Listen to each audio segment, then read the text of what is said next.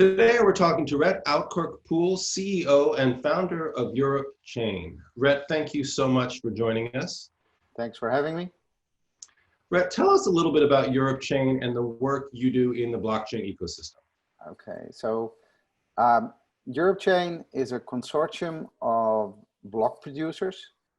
All of them use the EOSIO protocol, and we realized that there's not even almost no blockchain that supports GDPR.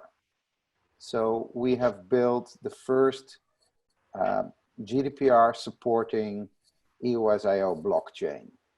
That means that enterprises and startups can come to us and say, I want to service European customers, but I want to do it in a GDPR compliant way.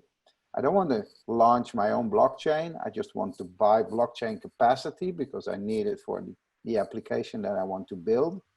And we can provide them the whole infrastructure in, well, they call it a cloud style service, but really distributed. So we have 21 nodes operated across Europe, and you can buy capacity to run your application on our chain.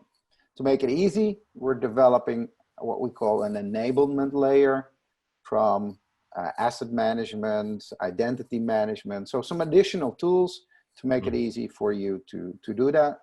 And we partner a lot with system integrators so that you can do this very efficiently, very easy. You just shop with your local blockchain system integrator, and there you go. Build it on the Europechain. So what do you think is the biggest obstacle to widespread mainstream adoption of blockchain and DLT technologies around the world? Well, blockchain is very much still mixed with crypto. So everything that's out there in the crypto industries, if Bitcoin goes up, then blockchain feels that. So I think it's two completely different industries. One is solving the money problem, and we are solving the trust issue that we all have with IT systems. And with fungible, non-fungible tokens, we can create a completely new way for the internet of value. And regulations around that is, of course, a very important topic. Because policymakers and even also enterprises sometimes have difficulty understanding the differences. So let's talk about that. What specifically should the ecosystem do to help address that issue, those regulations? What types of regulations do you think are relevant? Yeah, I think we already have a lot of regulations, but sometimes it's just unclear whether these regulations fit that certain thing. So I would recommend policymakers just to come up with more advisory things. So you have a utility token that arranges the capacity of your chain, or you have a social media token that is an economic incentive to do something. Well, that sounds like the same that we have within games. If you play Fortnite, you can buy V-Bucks. Well, do we have regulations for that? Yeah, we have. Okay, then you need to just announce that these sort of things are regulated by these sort of regulations. Does it, when it doesn't fit, you will hear from the industry, and then you make it work. Now, everybody is sometimes a little bit in the dark, and that's in many cases not necessary. Right. Because there is a regulation already. There's regulations around money, there's regulations about shares, there's regulations about value components.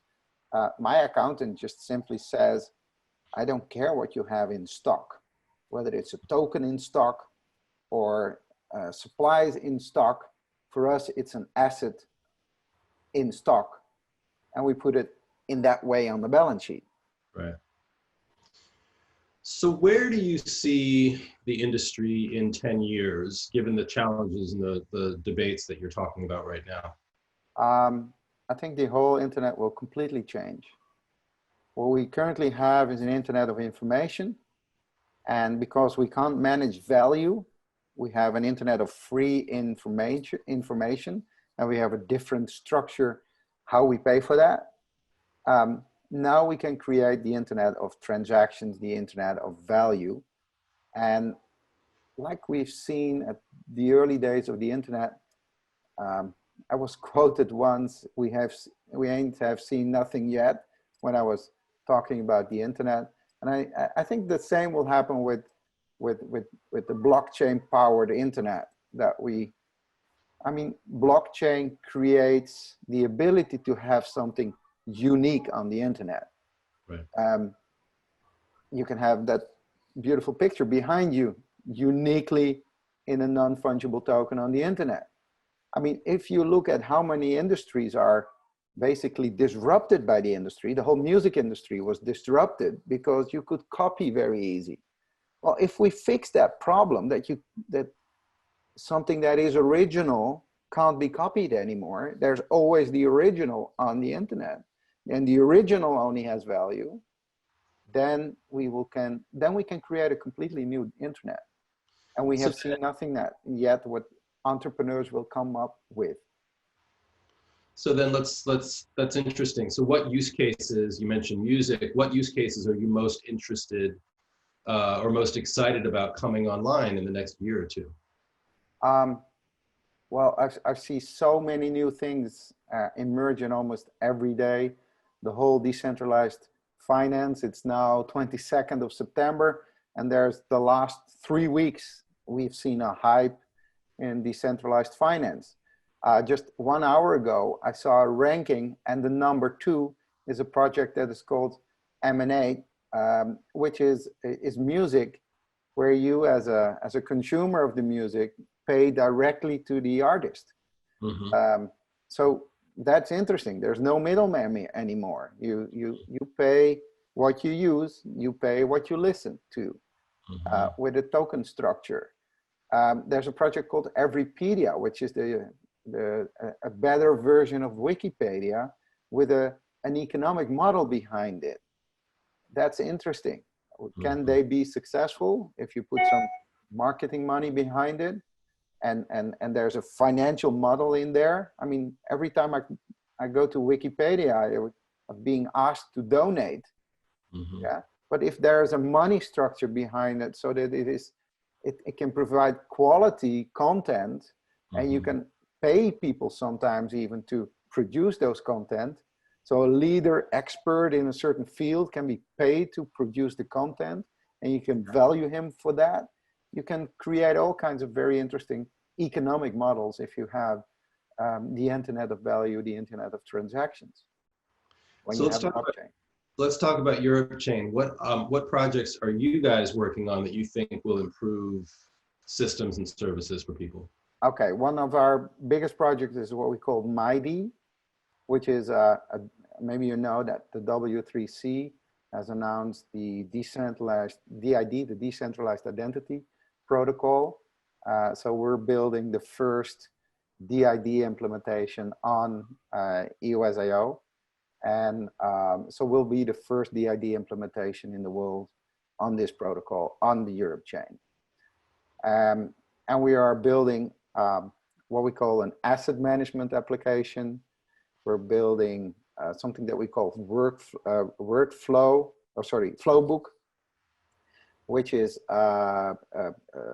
kind of a multi-signature style application. So if somebody creates, let's say, for example, you have to do a privacy impact assessment, and GDPR requires you by law to do, every time you build something new, to do a privacy impact assessment. How does this influence the data subject? You have to do this PIA. We have built a portal system where you can make a PIA. After you've done it, you can ask your boss to sign the PIA that you did. You can publish the PIA that you did. Well, not everybody will, of course, publish all the content, but just publishing that you did it, that you are aiming to update them every month or every 6 months or every year, and prove that you did it by publishing again that you did it. That's So great. sign the transaction on the blockchain. Yep. Publicly announce that you did it. That's interesting. That is interesting, Rhett. Thank you. So just one final question. Let's talk a little bit about INATBA. What role do you think INATBA plays in the global blockchain ecosystem? With every new technology, there's always branch organizations or interest groups that help connecting the stakeholders. And I see INATBA in Europe, one of the first and the biggest entity that is connecting all those stakeholders. So policymakers, blockchain companies, and the bigger enterprises, and help the ecosystem flourish. So yeah, I love being member of INATBA. We were in Malaga last year. Very impressive what this young organization, and let's face it, it's a young organization, was able to pull off that event in Malaga. Yeah, I'm very enthusiastic about the organization and the direction it is taking right now. Well, we loved having you in Malaga last year, Rhett, so thank you for that, and thank you very much for your time today. Thank you.